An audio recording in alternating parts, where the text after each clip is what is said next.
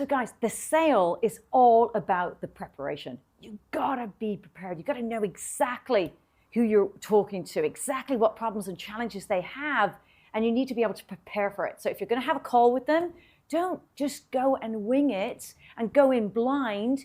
Do what you can do, as much as you can do in advance of, to make sure that you deliver some value. I never think about selling, I think about serving. How can I serve that customer? What big problem or challenge do they have right now? Why are they coming to me? What do they want? What do they need? And how can I serve them? So I do a little bit of research. I understand who they are, where they're at, what's going on. I've maybe had some pre-work from the inquiry that they've made, and I start to prepare, okay? I start to prepare. Now,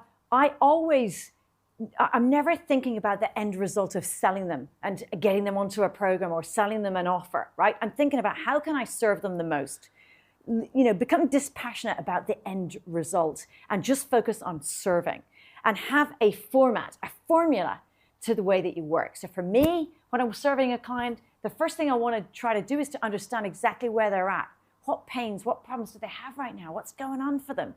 And get them to tell me about that, right? I need to understand what that is. I need to make sure that the person I have on the call or in the meeting is the decision maker. Are they the person that can say yes or no to be able to decide whether or not they're going to work with me? So you need to make sure that you know that in advance. Now, lots of people are focusing on getting through this call very, very quickly, but treat it as a conversation. Have a conversation.